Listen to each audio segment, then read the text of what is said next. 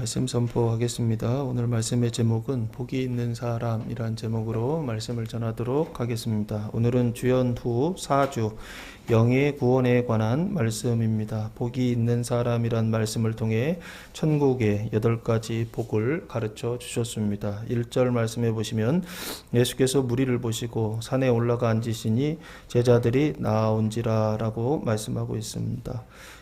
예수님께서 무리를 보셨다. 많은 사람들을 보셨다는 것입니다. 사람들을 보고 하신 일은 뭐냐면 산에 올라가 앉으셨다라고 말씀하고 있습니다. 산이라고 하는 것은 오로스라고 하는 단어를 사용했는데 뜻은 언덕이라고 하는 뜻입니다. 높은 산은 아니고 낮은 산 정도 되는 언덕 이렇게 보시면 좋을 것 같습니다.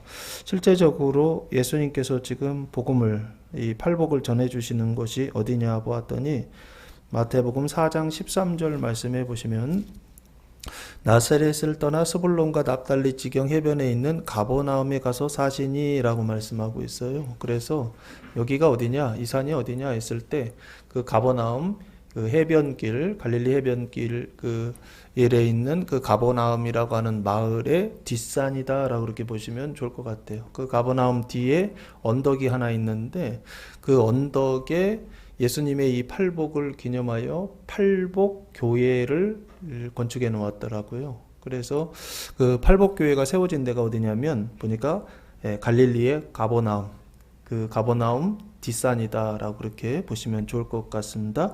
그 가버나움이라고 하는 산에 올라가셨는데 눈으로 볼 때는 가버나움이라고 하는 뒷산, 가버나움이라고 하는 마을의 뒷산에 올라가셨다 이렇게 보시면 좋은데 요 산이라고 하는 것은 단순히 눈에 보이는 산만을 의미하는 게 아닙니다.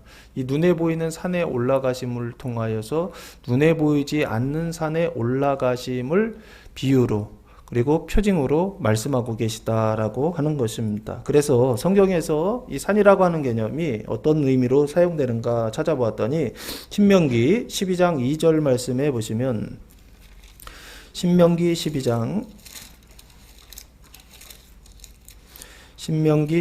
2절 말씀해 보시면 너희가 쫓아낼 민족들이 그들의 신들을 섬기는 곳은 높은 산이든지 작은 산이든지 푸른 나무 아래든지 막론하고 그 모든 것을 너희가 마땅히 파멸하며 라고 말씀하고 있습니다. 하나님께서 주시는 약속하신 그 젖과 꿀이 흐르는 가나안 땅에 들어가거든 그 땅에 살고 있었던 그 원주민들이 이방 우상들을 섬기던 곳, 그 장소가 나와 있죠. 높은 산, 낮은 산 지금 이렇게 나와 있는데 여기요.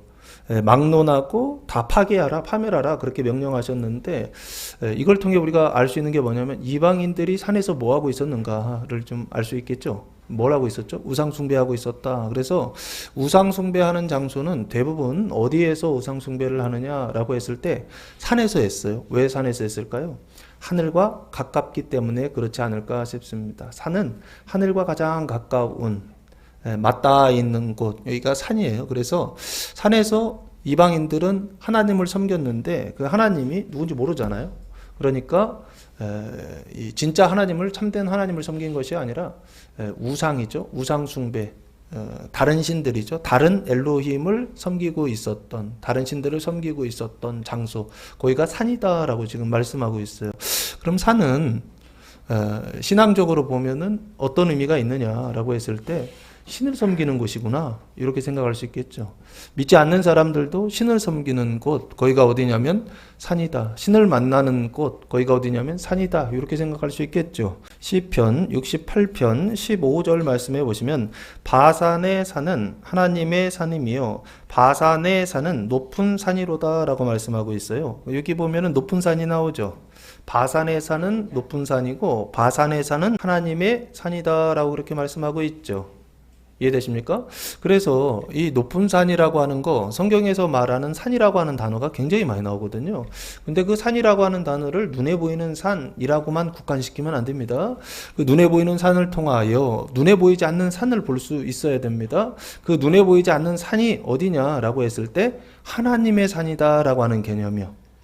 성경에서 말하는 산 중에, 그 산 중에 눈에 보이는 산이 있으면서 또한 그 눈에 보이는 산을 통하여 눈에 보이지 않는 산을 얘기하고 있다고요. 근데 그 산이 누구냐, 누구의 산이냐 했을 때 하나님의 산이다라고 그렇게 말씀하고 있더라라고 하는 것입니다. 그러면 산은 뭐냐 했을 때 하나님의 산, 하나님의 자리, 하나님이 계신, 하나님을 만날 수 있는, 하나님과 가장 가까이 맞닿아 있는 어떤 곳이다, 하나님의 자리다라고 보시면 어떨까 싶어요. 그곳에 하나님의 통치와 그 하나님의 다스림이 임하는 자리, 그 자리가 바로 산이고, 그 산이라고 하는 것은 결국에 하나님이 영이시거든요. 그래서 영의 자리다라고 보시면 좋을 것 같아요. 산이라고 하는 것은 하나님의 자리요 영의 자리다라고 하는 것입니다. 그래서 에스겔서 28장 13절 말씀에 보시면 하나님께서 두로 왕에 대하여 이렇게 말씀하십니다. 12절입니다. 인자야, 두로 왕을 위하여 슬픈 노래를 지어 그에게 이르기를, 두로 왕에게 지금 말하는 겁니다. 주 여호와의 말씀에 너는 완전한 도장이었고 지혜가 충족하며 완전히 아름다웠도다. 두로 왕이 이랬다는 겁니다. 13절, 네가 옛적에 하나님의 동산 에덴에 있어서, 에덴 동산에 두로 왕이 있었다는 거예요. 그럼 이거 사람 왕입니까? 아니죠. 눈에 보이는 왕입니까? 아니죠. 눈에 보이지 않는 왕이에요. 에덴 동산에 있었던 왕이라는 거예요. 있어서 각종 보석, 곧 홍보석과 황보석과 금강석과 황옥과 홍만호와 창옥과 청보석과 남보석과 홍옥과 황금으로 단장하였으며 네가 지음을 받던 날에 너를 위하여 소구와 비파가 준비되었도다라고 말씀하고 있어요. 그러면서 두루 왕을 구체적으로 하나님께서 아주 이렇게 명확하게 말씀하십니다. 14절, 너는 기름 부음을 받고 지키는 구룹이며 라고 그랬어요. 구름이라고 하는 것은 케루빔이라고 하는 단어입니다. 케루빔은 뭐죠? 천사장이라고 그랬죠. 천사들 중에 수랍이라고 그러죠. 수랍.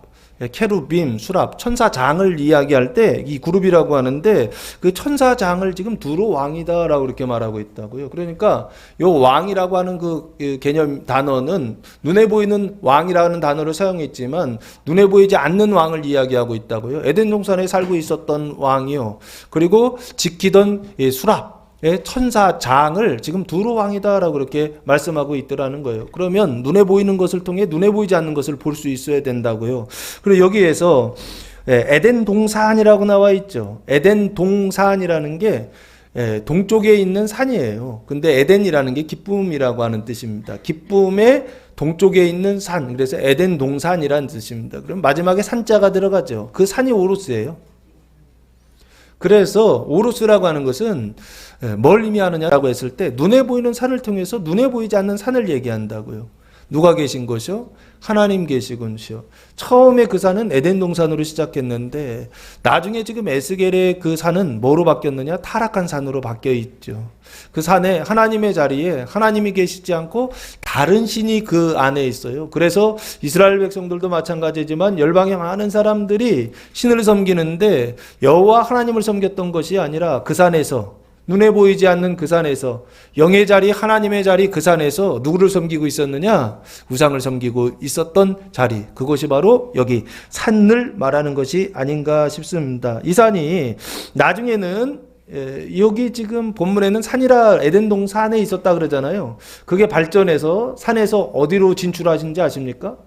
그러니까 산에서 더 타락하면 산에서 어디로 가느냐? 2절 말씀, 28장 2절 말씀해 보시면, 인자야, 너는 두로 왕에게 이르기를, 주 여호와께서 이같이 말씀하시되 네 마음이 교만하며 말하기를 나는 신이라, 내가 하나님의 자리 곧 바다 가운데에 앉아있다 하도다. 내 마음이 하나님의 마음 같은 채할지라도 너는 사람이요 신이 아니거늘 이라고 말씀하고 있어요. 여기 보시면 바다 가운데에 앉아있다라고 얘기하죠. 거기 신의 자리라고 돼 있죠. 하나님의 자리가 곧 바다라고 지금 말하고 있죠. 바다 가운데라고 말하고 있죠. 처음에는 산이었다고요. 하나님의 자리가 산이었는데 지금 에스겔에서는 어디의 자리에 있다는 거예요? 바다 가운데에 있다라고 말하고 있죠. 그 바다 가운데에 하나님의 자리가 있다는 거예요. 그래서 거기 진짜 하나님, 여호와 하나님이 계시지 않고 다른 신들이 있어요. 바다 가운데 다른 신들이 있어요. 그거를 우리나라에서는 뭐라고 그랬습니까? 물고기 잡으러 갈 때마다가 푸닥거리하고 구슬하고 막 그랬잖아요. 누구한테? 산신령님께 하나요? 아니죠. 바다로 가니까 당연히 용왕에게 한다고 그러잖아요. 용왕.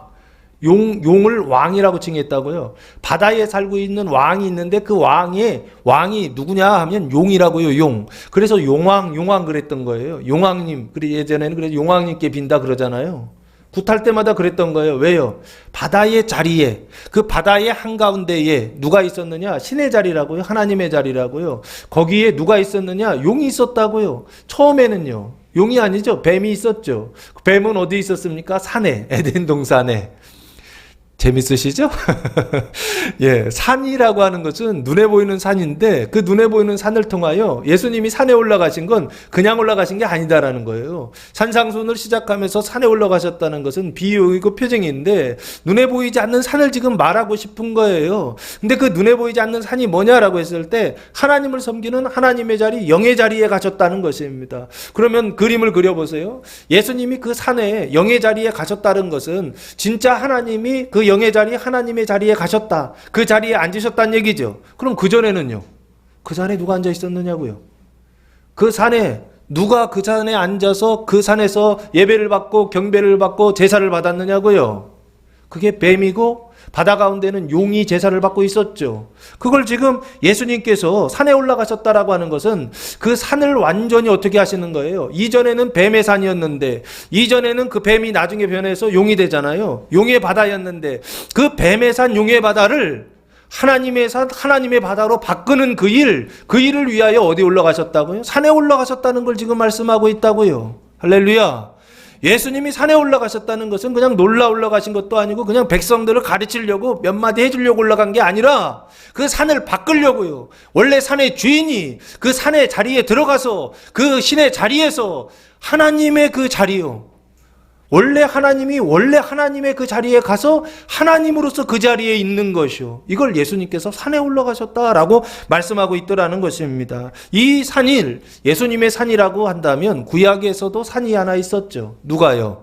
모세가 올라갔던 산이 있죠. 출애굽기 19장 20절 말씀해 보시면 출애굽기 19장 20절 말씀해 보시면 출애굽한 이후에 50일 됐죠. 출애굽한 이후에 3개월이라고 됐는데 3개월인데 날짜를 계산해 보면 50일입니다. 오순절이에요. 그 50일째 되는 날 시내산에 이제 산에 올라가죠. 시내산에 도착한 건 한 3일 전인가 4일 전 정도에 도착한 것 같고 실제로 산에 올라가는 것은 오순절 되는 그날에 올라갑니다. 근데 그 올라가는 장면이 써 있더라고요. 19장 20절 말씀입니다. 여호와께서 시내산 곧 그 산 꼭대기에 강림하시고 모세를 그리로 부르시니 모세가 올라가매라고 말씀하고 있어요. 여기 산 꼭대기에 하나님이 계시죠. 그 산 이름이 시내산이죠. 그 시내산에 시내산 곧 그 산 꼭대기라고 되어 있잖아요. 시내산입니다. 그 시내산에 하나님이 임하셨고 하나님이 거기서 모세를 부르셔서 모세가 거기 올라갔다라고 되어 있죠. 지금 예수님이 올라가신 그 산, 이걸 예수의 산이라고 한다면 지금 모세가 올라간 산이 있죠. 구체적으로 이 산은 시내산이죠. 이 산을 모세의 산이라고 하면 어떨까 싶어요. 그 모세의 산에 들어가서 모세가 20장 1절부터 쭉 받는 게 나오죠. 20장 1절부터 뒤에 이제 출애굽기 40장까지 성막을 봉헌하는 것까지 쭉 보시면 그게 다 뭐냐고요. 율법이잖아요. 하나님께 가장 크게 보면은 십계명부터 받아요. 10가지의 계명 20장에서 십계명을 받고 그리고 나서 40장까지 해서 율법을 받는데 그 율법이 그러니까 구약의 전체를 총하면 율법은 총 몇 가지냐면 613가지입니다. 이거 사람들이 세봤어요. 유대인들이요.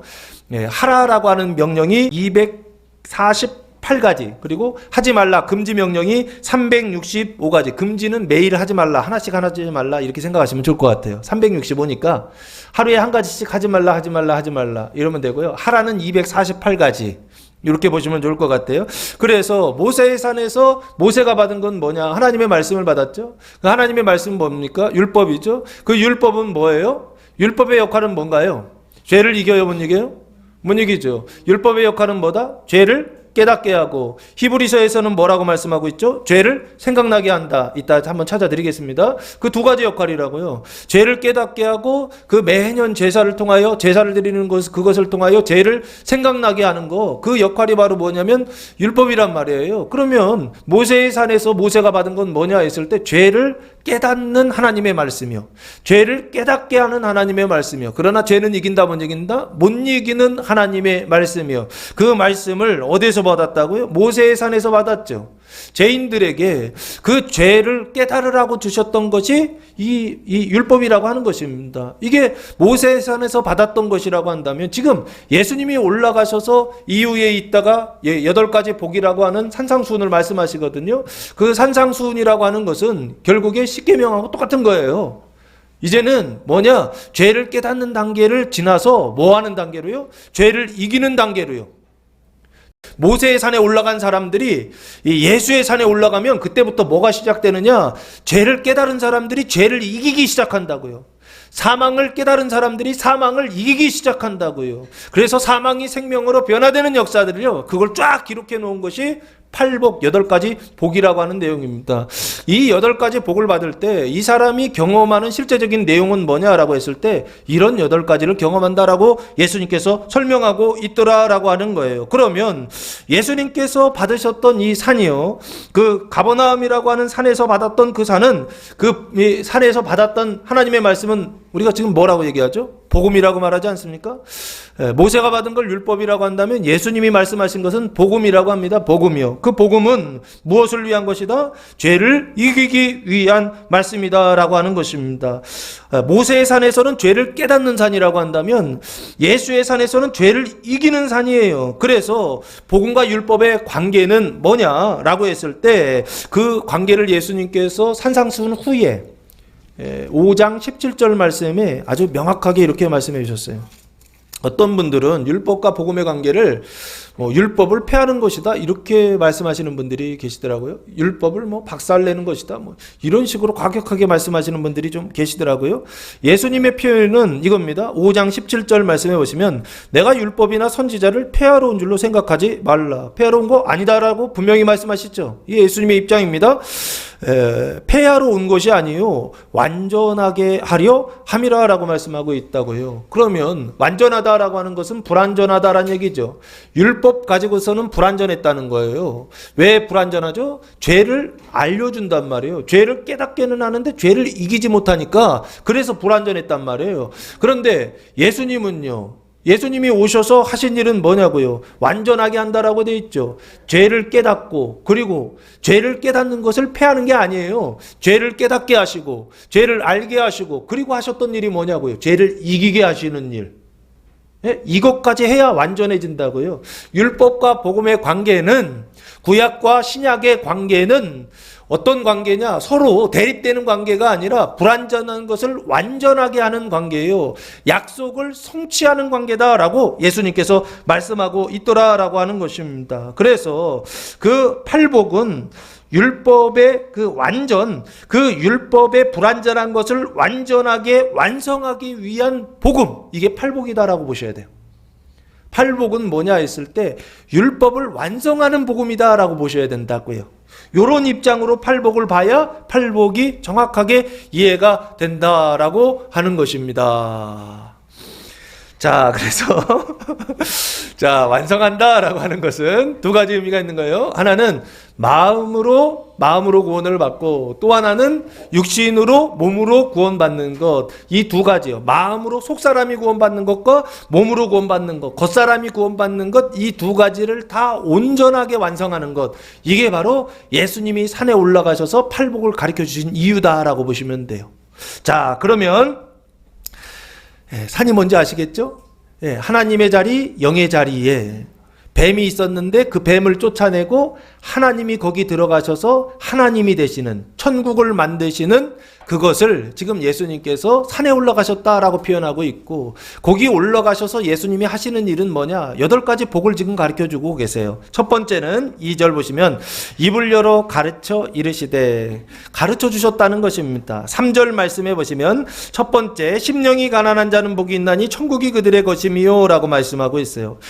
심령이라고 하는 단어는 푸뉴마라고 하는 단어입니다. 여기 심령이란 단어는 요 3절에만 남아 있어요. 심령이 가난한 자라고 되어 있잖아요. 4절에 애통하는 자도 심령이 애통하는 자 이렇게 읽으셔야 됩니다. 5절에 온유한 자도 심령이 온유한 자다 이렇게 읽으셔야 돼요. 아시겠죠? 이 심령이라고 하는 단어는 이 8가지 복의 복에 다 이렇게 구속이 된다 보시면 돼요. 앞에 다 붙는다라고 보시면 돼요. 혹시 제가 그걸 얘기하지 않으면 이게 다 심령에 대한 이야기구나 이렇게 보시면 됩니다. 아시겠죠? 그 심령이라고 하는 것은 푸뉴마라고 하는 단어를 사용했는데 이 푸뉴마라고 하는 것은 공기의 흐름이란 뜻입니다. 그래서 공기가 이렇게 흘러가죠? 공기가 움직인단 말이에요. 그래서 공기가 들어가고 나가고 이 들숨 날숨 있잖아요. 숨이라고 하는 것도 푸뉴마라고 하는 단어이고 또 신앙적으로 보면 이게 천사나 마귀 있죠. 천사나 마귀도 푸뉴마예요. 그리고 영, 하나님의 영, 하나님도 푸뉴마입니다. 그래서 이 푸뉴마라는 단어는 여러 가지 의미로 사용되고 있어요. 근데 이 푸뉴마라, 우리 안에, 하나님도 푸뉴마라고 한다면, 영이라고 한다면, 우리 안에도 푸뉴마가 있어요. 우리 안에 있는 이 푸뉴마는 뭐를 인식하는 기관이냐라고 했을 때, 하나님을 인식하는 기관이다라고 그렇게 설명을 드렸습니다. 푸시케라고 하는 것이 있죠? 푸시케는 뭘 인식한다? 혼이요, 사람들의 정신이요, 생각이요, 감정이요, 의지요, 이것을 인식하는 기관, 이게 혼이다라고 그렇게 말씀을 드렸어요. 여기 심령이 가난하다라고 하는 것은 영을 인식하는 기관인데 그 푸뉴마가 가난한 자가 있다는 거예요. 그러면 푸뉴마가 가난하다라고 하는 것은 무엇입니까? 푸뉴마가 가난한 사람은 누구를 얘기하는 거예요? 이 가난하다는 단어는 푸토코스라고 하는 단어를 사용했는데 뜻은 가난, 거지, 빈민이라는 뜻입니다. 한국말 사전에서 가난이라고 하는 말의 뜻은 뭐냐면 살림살이가 넉넉하지 못하다, 소유가 넉넉하지 못하다, 없다는 얘기죠. 수요가 없다는 얘기예요. 거지라고 하는 것은 소유를 가지고 있지 않다라고 하는 뜻입니다. 그러면 여기 심령이 가난하다라고 하는 것은 심령의 차원에서 뭔가 소유를 가지고 있지 못하다 이렇게 보셔야 돼요.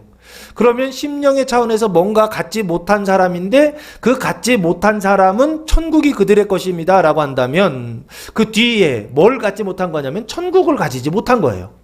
여기서 가지지 못했다라고 하는 것은 눈에 보이는 어떤 물질이나 건강이나 어떤 권세라고 그럴까요? 권위라고 그럴까요? 이런 것들을 얘기하는 게 아니라고요. 여기서 이야기하는 가난하다라고 하는 것은 천국을 가지고 있지 못한 것을 가난이라고 그렇게 표현하고 있다고요. 영적으로 천국이 없는 것이죠. 그러면 천국이 없다라고 하는 것은 결국에 심령이 가난한 자는 결국에 뭘 얘기하느냐라고 했을 때 요 상태, 심령이 가난한 자가 되었을 때의 사람의 상태는 뭐냐라고 했을 때 이게 로마서 3장 20절 말씀입니다. 심령이 가난하게 되었을 때 사람이 느끼는 감정이라고 그럴까요?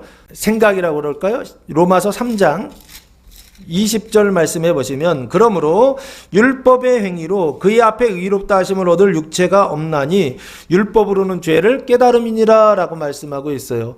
율법의 행위로 의롭다 하심을 얻을 육체가 없다는 얘기는 열심히 했다는 얘기예요. 율법을 지키기 위하여 열심히 살았다는 거예요. 윤리 도덕적으로 선하게 의롭게 살려고 열심히 자기의 일을 했다는 거예요. 근데 아무리 열심히 해도 의롭게 되더라 안 되더라? 죄의 문제가 해결되지 않더라라고 하는 것입니다. 그 율법을 통하여 하나님의 말씀을 통하여서 열심히 지키려고 했어요. 사람의 열심으로 사람의 일로 열심히 하려고 했어요. 근데 되더라 안 되더라? 의롭게 되지 않더라.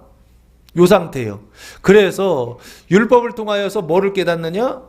내가 율법을 지킬 수 없구나 라고 하는 것을 깨닫는 거, 이게 죄를 깨닫는다는 말의 뜻입니다. 그러면 여기 다시 얘기하면 심령이 가난하다라고 하는 것은 천국이 없음을 깨닫는 거예요.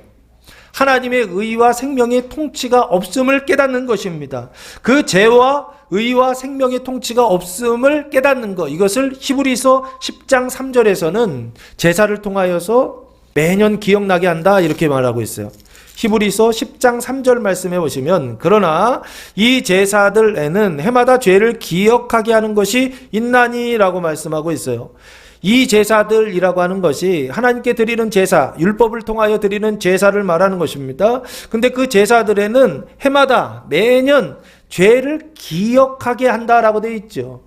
그 역할을 한다는 거예요. 제사는 제사 드릴 때마다 1년 제사를 드린다는 것은 죄가 있다는 걸 인정하는 거잖아요. 죄가 있으니까 속죄를 위하여서 속죄의 제사를 드리는 거잖아요. 매년 드린다는 것은 매년 죄가 있다라고 하는 것을 기억하는 거죠. 그 기억하는 역할이 있다고요. 죄를 완전히 해결하는 역할이 있는 게 아니라 제사라고 하는 거, 율법을 따라 제사를 드리는 거, 이것은 죄를 매년 생각나게 한다고요. 내가 죄의 상태이구나라는 것이죠. 나의 일을 통하여, 나의 행위를 통하여, 사람의 행위를 통하여 의롭게 될 수 있는 사람 아무도 없구나라고 하는 것을 깨닫는 이 상태예요. 요거를 지금 뭐라고? 심령이 가난한 자다라고 그렇게 말씀하고 있다. 사람의 일을 통하여 의롭게 될 수 있는 사람이 아무도 없구나. 사람의 일을 통하여서 구원받을 수 있는 사람이 아무도 없구나 라고 하는 것을 깨닫고 괴로워하는 상태예요. 요거를 심령이 가난한 자라고 말씀하고 있더라는 거예요. 그럼 반대가 있겠죠. 심령이 가난한 자가 있으면 심령이 부유한 자가 있겠죠. 이 심령이 부유한 자는 어떤 상태입니까? 온전한 뱀의 상태이죠. 완전한 뱀의 상태예요. 그 죄와 사망이 100%인 이런 상태에 있는 사람들, 이런 사람들은 어떤 상태냐라고 했을 때 이게 바로 심령이 부유한 상태다라고 보시면 돼요. 이런 사람들은 죄를 깨닫지 못합니다. 그래서 어떻게 해요? 사람의 행위를 통하여, 사람의 일을 통하여 이렇게 될 수 있다고 생각하고 평생 그렇게 살아요. 그러면 죽을 때까지 어떻다? 구원받을 수 있는 기회가 없죠. 이 사람한테는요. 세상에서 사람들이 가장 부러워하는 사람들 어떤 사람들입니까? 뭐 돈 많은 사람들, 건강한 사람들, 이런 사람들 우리 부러워하지 않습니까? 명예나 권력을 가지고 있는 사람들, 이런 사람들 우리가 좋아하지 않습니까? 그런데 이런 사람들은 어떤 상태에 있느냐? 심령이 부유한 상태에 있다라고 하는 거 기억하셔야 된다고요. 심령이 부유한 상태에 있는 사람들은 그 죄와 사망을 깨닫지를 못합니다. 그 깨닫지를 못해서 심령이 가난한 자가 되지를 못해요. 그래서 이 심령이 가난하다라고 하는 것을 죄를 깨닫는다라고 말하고, 이 죄를 깨닫는 단계를 뭐라고 얘기하느냐? 율법 안에 들어와 있죠. 교회 안에 들어와 있어요. 교회 생활 다 합니다. 말씀과 기도 생활 다 합니다. 그러나 죄를 이기지는 못하는 상태, 칭의 되지 못한 상태, 이 상태를 뭐라고 하냐면 회개의 은총의 단계다라고 설명합니다.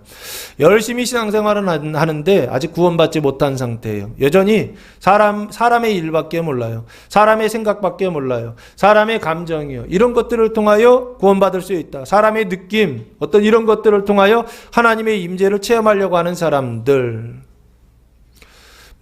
성도들도 그렇지만 목회자들도 그렇더라고요. 하나님의 말씀, 성경을 통하여서 하나님의 임재를 경험하는 게 아니라 사람의 느낌이에요. 성경은 읽지 않아요. 사람의 느낌을 통하여, 사람의 감정을 통하여 하나님의 임재, 하나님께서 뭔가 깨닫게 하신다는 거예요.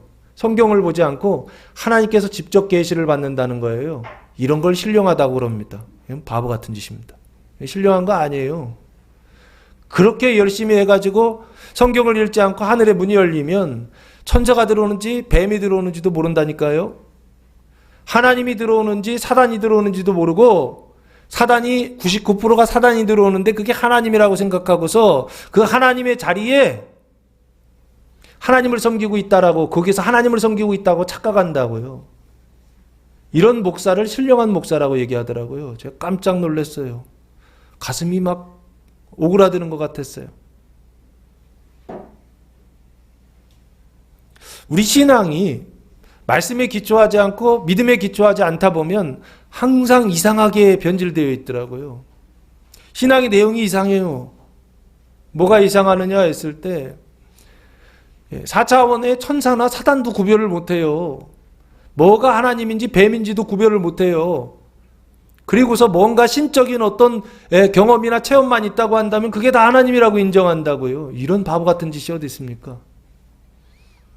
하나님이 일부러 문을 닫아 놓으셨다고요. 거기 문 열면 안 된다고요. 믿음이 없이, 말씀이 없이 하늘 문을 열면 안 된다고 해서 4차원의 문, 영의 문을 닫아 놓으셨다고요. 근데 거기 믿음 없이, 말씀 없이 문을 여는 사람들이 있다고요.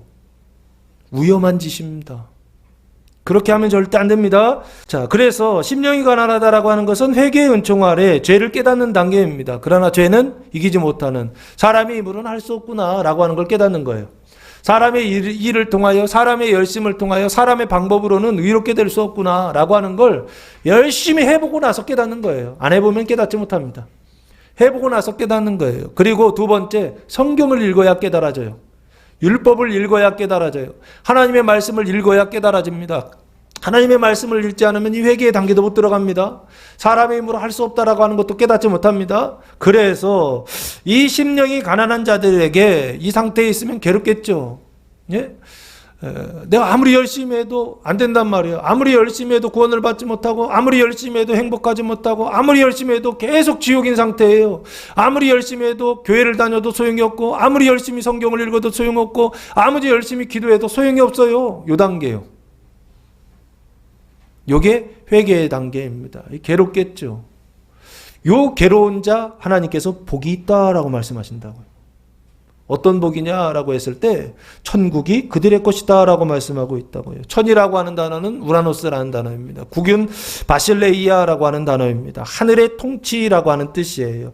천이라고 하는 것은 천상, 하나님의 처소라는 뜻입니다. 천은, 하늘은 하나님 계신 곳이라는 뜻이에요.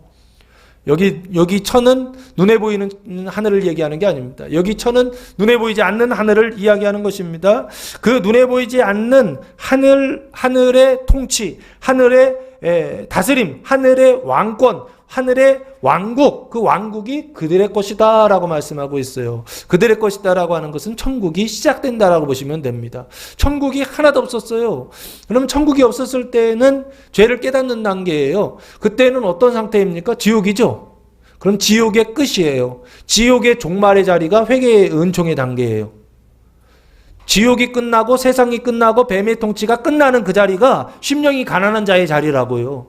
이 자리에서 어디로 넘어가느냐? 천국으로 넘어간다고요. 그 천국이 시작되는 거, 이게 첫 번째 복이 있는 자리다라고 말씀한다고요. 그런데 심령이 가난한 자에 있으니까 천국도 심령의 천국이다라고 보셔야 좋지 않을까 싶어요. 그래서 푸뉴마의 의가 시작되는, 푸뉴마의 의가 천국이 시작되는, 그 존재, 그 빙이 시작되는, 그 영의 칭의가 시작되는, 푸뉴마의 칭의가 시작되는 천국이 그들의 것이다 라고 예수님 말씀하고 계시더라는 것입니다. 그때 사람들의 그 감정은 어떤 상태이시냐 아십니까? 회개의 은총의 단계에 있었던 사람은 괴로워요. 근데 천국으로 딱 들어가요. 천국이 시작돼요. 칭의, 이롭다함이 시작돼요. 그때 사람의 감정이 뭔지 아십니까? 눈물이 막 줄줄줄줄 흘러요. 흐르는데 어떤 눈물이냐면 기쁨의 눈물이에요. 기쁨이요. 아, 이거였구나. 이전에는 그렇게 사람의 방법으로 열심히 했을 때는 안 됐는데, 아, 이거였구나. 하나님의 일을 통하여서 되는 거구나. 하나님이 하시는 그 일을 통하여서 구원받을 수 있는 거구나 라고 하는 것을 깨닫고 그걸 믿는 거예요. 그걸 믿고 그걸 믿어서 깨달아져요. 깨닫고 믿고 깨닫고 왔다 갔다 합니다. 그때 우리 감정은 어떤 상태가 됐냐면 여기에 기쁨이 펑펑펑펑펑펑 솟아나와요. 그걸 칭의의 기쁨이라고 그럽니다. 올해는 가지 않아요. 칭의의 기쁨은 그때 그 칭의가 왔을 때 우리 마음속에 감정 속에 느껴지는 하나님 주시는 선물입니다. 그게 칭의의 기쁨이에요. 죄가 의로 바뀌었을 때 칭의의 기쁨을 주십니다. 그리고 4절 말씀해 보시면 두 번째 복이 나옵니다. 애통하는 자는 복이 있나니 라고 말씀하고 있어요. 심령이 애통하는 자를 이야기하는 것입니다. 이 심령이 애통한다라고 하는 것은 이런 거예요. 죄의 문제가 해결돼서 존재의 자리가 의의 자리로 바뀌었어요. 그런데 이 행동의 자리요, 사망의 자리가 생명의 자리로 바뀌어야 되는데 바뀌지 않은 상태예요. 죄의 문제는 해결됐는데 사망의 문제는 해결되지 않은, 행동의 문제는 해결되지 않은, 삶은 변화되지 않는, 여전히 어떤 상태요? 내가 구원받아서 천국 백성이 됐어요. 내가 구원받아서 하나님의 자녀가 됐어요. 그런데 행동은 바뀌지 않은 요 상태예요. 요때 이 상태에 있을 때 그 사람의 상태는 어떤 단계가 되냐면 애통하는 단계가 된다라고 하는 것입니다. 요 애통한다라고 하는 것은 뭐 때문에 애통하느냐라고 했을 때 내 안에 생명 없음으로 애통한다는 것입니다. 그 심령이 애통한다라고 하는 것은 무엇을 위해서 애통하느냐 했을 때 그들이 위로를 받을 것이다 라고 말씀하고 있어요. 이 위로는 당연히 앞에서 심령이라는 단어가 항상 들어가는 것처럼 여기는 천국이라고 하는 단어가 항상 들어간다고 보시면 됩니다. 천국의 위로를 받을 것이다 라고 그렇게 보시면 돼요. 하나님의 위로, 천국의 위로를 받는다는 것입니다. 그 천국의 위로는 뭐가 시작된다는 말이냐라고 했을 때 하나님의 생명이 시작된다라고 하는 것입니다. 푸뉴마 생명이 시작된다라고 하는 것입니다. 그래서 푸뉴마 생명이 일이 시작된다고 한다면 푸뉴마 생명의 완성, 100을 위해서 열심히 달려가는 이 일이 시작된다라고 하는 것입니다. 그 천국이 시작인데 아까는 존재의 시작이었다면 이번에는 행동이 시작된다. doing이죠. 행동이 시작된다는 것입니다. 이것을 하나님의 은총으로는 뭐라고 설명하냐면 중생 거듭남이라고 그럽니다. 영의 중생, 영의 거듭남이 시작된다라고 하는 것입니다. 영의 거듭남, 삶이 변화되기 시작하면 그때 우리에게 주시는 감정의 변화는 뭐냐면 즐거움입니다. 기쁨과 즐거움은 언제 오는 것이냐? 칭의중생했을 때 오는 하나님의 선물입니다. 존재의 상태는 의의 상태로 변화되고 행동의 상태는 생명의 상태로 변화되었을 때 그것을 의로 받는다라고 말씀하고 있더라는 거예요. 그럼 애통하는 자는 존재의 상태는 의의 상태로 죄가 의로 바뀌었는데 행동의 상태는 사망에서 생명으로 바뀌지 않은 상태, 이것을 애통하는 자다라고 말씀하고 있습니다. 그러면 예수 믿고 구원받았는데 애통해요. 맨날 울고 다녀요. 교회만 나오면은 그냥 눈물이 줄줄줄줄 나와요. 내 영혼이 울어요. 내 푸뉴마가 운다고요. 왜 운다고요? 내 푸뉴마가 변화되지 않아서 그렇습니다. 내 푸뉴마가 변화돼야 되는데, 그 행동이 변화돼야 되는데, 존재는 변화됐는데 의롭게 됐는데 행동은 생명으로 변화되지 않는, 거룩하게 되지 않은 이런 상태예요. 그래서 그것 때문에 운다, 애통한다라고 하는 것입니다. 그러면 애통하는 사람은 구원 받은 사람입니까? 안 받은 사람입니까? 받았어요. 칭의의 은총까지는 받았습니다. 하나님의 자녀까지, 어린아이까지는 됐어요. 그러나 뭐는 되지 않았다? 어린아이, 하나님의 자녀는 되었지만 어린아이는 되지 않았다. 이게 웨슬리가 이야기하는 믿음의 단계를 설명할 때 자녀의 믿음, 어린아이의 믿음, 청년의 믿음, 장년의 믿음, 노년의 믿음 이렇게 설명드렸었잖아요. 여기 하나님의 자녀가 되었다는 게 칭이라고 한다면 이제 성장하죠. 이거 어린아이라고 그럽니다. 엄마 뱃속에 있는 것이 칭이라고 한다면 출산, 나와서 살기 시작하는 거, 이것을 중생 거듭남이라고 보시면 좋을 것 같습니다. 그리고 세 번째는 온유한 자는 복이 있다라고 말씀하고 있어요. 온유한 자는 복이 있다. 이 온유라고 하는 단어는 프라우스라고 하는 단어를 사용했는데 심령이 온유하다라는 단어입니다. 겸손한, 온유한, 온순한이라고 하는 뜻을 가지고 있더라고요. 근데 요 겸손이라고 하는 단어는 뭐냐면 자기를 낮춘다는 것입니다. 근데 어떻게 낮추냐면 괴롭힘을 당함이라는 뜻을 가지고 있어요. 괴롭힘을 당해서 자기를 낮추고 겸손해지는 어떤 이런 상태예요. 이게 뭘 얘기하는가 봤더니 그 사망이라고 하는 것 있잖아요. 아까 사망이 이 생명으로 바뀌긴 했지만 여전히 시작은 했지만 여전히 사망이 그 가증한 것들이, 행동들이 남아있거든요. 그것 때문에 심판을 받아요. 사망 때문에 심판을 받아서, 그래서 두드려 맞아서 괴롭힘을 당해서 자기를 낮추는, 겸손하게 되는 온유한 단계로 들어가게 하신다는 거예요. 하나님께서요. 온유하다라고 하는 것은 그냥 온유하게 되는 게 아니라, 온유하다라고 하는 것은 사망이 심판받아서 온유하게 됐다는 것입니다. 그러면 온유하다라고 하는 것은 고난을 많이 당했다는 것입니다. 자기 사망 때문에 고난을 당했다는 것입니다. 그 자기 사망 때문에 고난을 당하고 심판을 당해서 그것을 받아들인 사람, 믿은 사람들을 온유한 자다라고 그렇게 말씀하고 있고, 그 온유하다라고 하는 것을 기독교에서는 뭐라고 표현하고 있느냐 봤더니 단순히 외적인 폭력이나 잔인함의 반대어가 아니다라고 표현하고 있더라고요. 복음적 사랑으로 인하여 고통받고 그 고통을 인내하며 온화하고 부드러운 마음의 자세, 이것을 온유라고 되어 있더라고요. 말이 어렵죠? 어렵지만 무슨 얘기냐라고 했을 때 자기 사망 때문에 하나님께 두드려 맞아가지고 어떻게 됐다는 거예요? 겸손해졌다라고 하는 뜻입니다.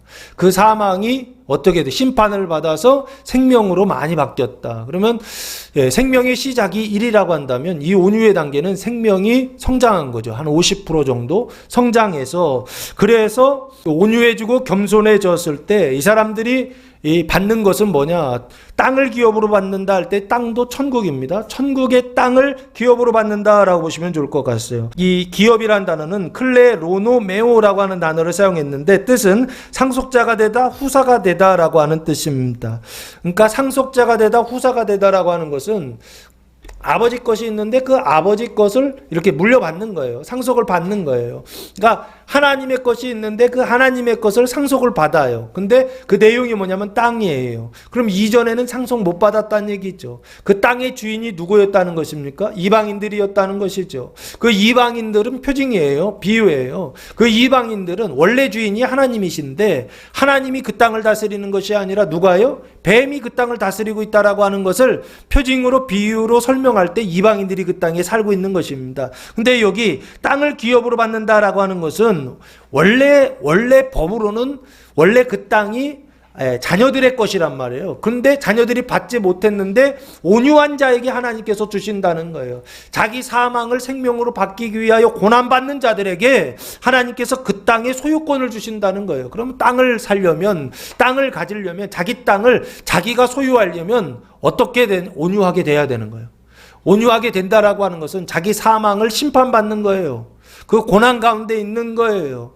온유하다라고 하는 것은 하도 두드려 맞아가지고 힘이 없어요. 그래가지고 하고 있는 이런 상태. 내가 살아있을 때는 어떻습니까? 이것도 간섭하고 저것도 간섭하고 막 얘기하고 싶잖아요. 간섭하고 싶잖아요. 다른 사람들한테 막 그러고 싶잖아요. 근데 내가 힘들어요. 밖에 나가서 내가 열심히 일하고 나와서 집에 들어가면 힘들어요. 그러면 집에 가서 아무 말도 못하는 단계? 힘이 들어서 입이 떨어지지 않는 이런 상태예요. 이게 온유하다라고 보시면 좋을 것 같아요.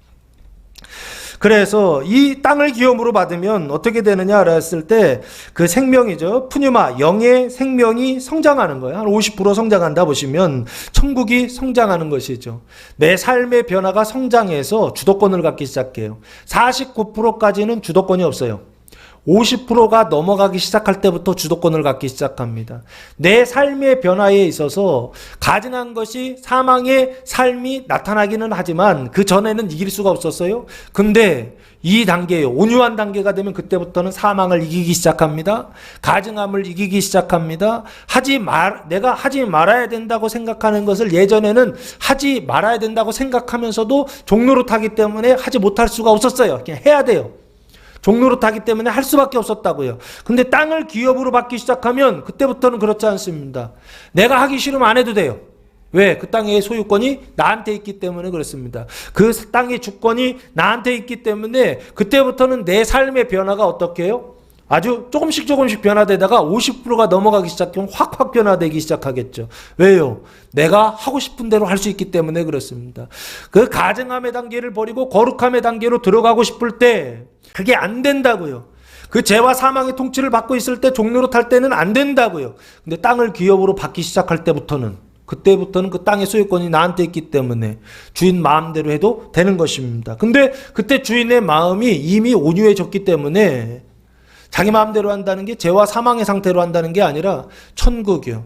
하나님의 뜻대로 하는 상태가 된다. 이것을 땅을 기업으로 받을 것이다 라고 하나님께서 설명하고 계시더라는 거예요. 그럼 이걸 뭐라고 해야 될까 했을 때 푸뉴마의 거룩함이다 라고 저는 봤습니다. 그리고 6절 말씀해 보시면 의에 줄이고 목마른 자는 복이 있나니 그들이 배부를 것이다 라고 말씀하고 있어요. 의에 줄이고 목마르다 라고 했으니까 뒤에 배부른 것도 의에 배부른 것입니다. 그죠? 의에 배부른 거예요. 앞에 의에 줄이고 목마른 자 복이 있다고 했으니까 그 복의 내용이 배부르다라고 했을 때 그 배부름은 의의 배부름을 이야기하는 것입니다. 그러면 이 배부름이라고 하는 것은 콘타조라고 하는 단어를 사용했는데 실컷 먹이는 거예요. 먹기는 먹는 건데 그냥 먹는 게 아니고 좀 부족하게 먹을 때 있죠. 요거 얘기하는 게 아니에요. 예. 실컷 먹이는 거예요. 그 실컷 부족하게 먹을 때는 한 99% 먹었다고 쳐요. 실컷 먹는다는 얘기는 무슨 얘기인가? 배가 터지도록 먹는 거예요. 이건 100% 이상 먹는 거죠. 110%, 120% 이렇게 먹는 거예요. 이 상태를 배부를 것이다, 꽉 채우다라는 뜻입니다. 배불리다, 꽉 채우다라고 하는 뜻이 콘타조라고 하는 단어를 사용했어요. 그 얘기는 푸뉴마 생명의 완성이라고 하는 100%꽉 채우는 단계를 배부를 것이다 라고 설명하고 있더라는 거예요. 그러면 의에 줄이고 목마르다라고 하는 것은 어떤 단계를 얘기하느냐라고 했을 때 이미 거룩함의 단계예요. 땅을 기업으로 얻은 자가 아직 10% 부족하다는 얘기예요. 아직 2% 부족하다라는 거예요. 의에 줄이고 목마른 자의 이 상태에 있다라고 하는 것입니다. 줄이다라고 하는 것은 음식을 먹을 때 배고프다라는 뜻이죠. 목마르다라고 하는 것은 음료를 마실 때 목마르다라는 단어를 쓰죠. 그래서 이 배부름과 배고픔이 원래 이 배부름과 배고픔의 단계가 땅을 기업으로 받으면 이미 어느 정도 차 있어요. 그런데 의에 줄이고 목마르다라고 하는 것은 2% 부족한 상태라고 한다면 마지막 완전에 그 완성에 바로 도달하기 직전의 사람을 지금 표현하고 있는 것입니다. 운동 경기하는 사람이 마지막 그 결승전에 도달하기 바로 직전에 어떻게 해야 되죠? 100m 경주를 막 하고 있는데 선수들이 다 비슷하지 않습니까? 그런데 우승하는 사람은 누구예요? 그럼 마지막이에요. 예? 마지막에 처음 스타트도 중요한 마지막에 그 피니시 마지막 그거를 딱 끊고 나가는 사람이 이 사람이 1등하는 거 아닙니까? 이 사람이 지금 바로 의에 줄이고 목마르다라고 하는 것은 결승전에 임박한 자를 지금 말하는 것이 아닌가 싶어요. 의에 줄이고 목마르다라고 하는 것은 결국에 뭐냐? 의의 배부름을 얻는다라고 하는 것인데 그 의의 배부름이 천국의 완성이라고 한다면 의에 줄이고 목마름이라고 하는 것은 천국의 완성을 향하여서 달려가는 상태, 마지막 달려가는 상태라고 봐야 되지 않을까 싶습니다. 그래서 거룩함의 단계인데 그 땅을 기업으로 받을 때는 이제는 주도권을 갖죠. 그래서 그 단계에서 그 완성을 향해 달려가는 요 상태예요. 그것을 저는 충만함이라고 그렇게 봅니다. 그래서 천국의 충만함, 천국의 풍성함, 이것을 배부를 것이다 라고 말씀하고 있는 게 아닌가 싶습니다. 그래서 가난하다는 거, 애통하는 거, 온유한 거, 의에 줄이고 목마른 거 눈으로 볼 때는 좋은 게 아닙니다. 근데 예수님은 뭐라고 말씀하시죠? 이게 복이 있다라고 말씀하신다고요. 이게 복이 있는 자다라고 말씀하신다고요.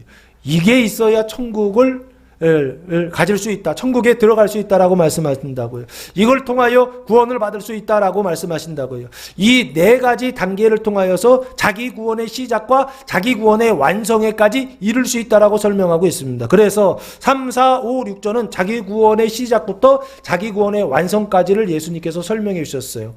그러면 이걸 뭐라고 해야 되느냐? 이게 기독교인이라고 하는 말입니다. 크리스찬어티라고 하는 기독성, 그러니까 기독교인의 정체성이라고 그럴까요? 정체성은 뭐냐 했을 때 3, 4, 5, 6절이 그 정체성을 지금 보여주고 있다라고 하는 것입니다. 이게 1차적인 정체성이고요. 2차적인 크리스찬어티는 7절부터 나옵니다. 7절 보시면 국률이 여기는 자는 복이 있나니 그들이 국률이 여김을 받을 것이미요 라고 말씀하고 있어요. 국률이 여기는 자는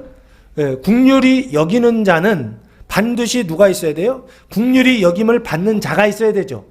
그러면 국률이 여기는 자와 국률이 여기는 받는 자 두 사람이 있는 거예요. 그림을 그릴 때. 그러면 여기 국률이 여기는 자는 복이 있다라고 말씀하고 있어요. 그러면 그들이 국률이 여김을 받을 것이다 라고 말씀하고 있어요. 그러면 국률이 여김을 받는 자와 국률이 여기는 자, 말이 비슷해서 이해는 되시죠? 여기는 자와 받는 자 두 사람이 다 있다고요. 이 국률이 여기는 자는 아까 의에 줄이고 목마른 자가 어떻게 된다고 그랬죠? 배부를 것이다 그랬죠. 여기 국률이 여기는 자는 배부른 자를 지금 이야기하는 것입니다.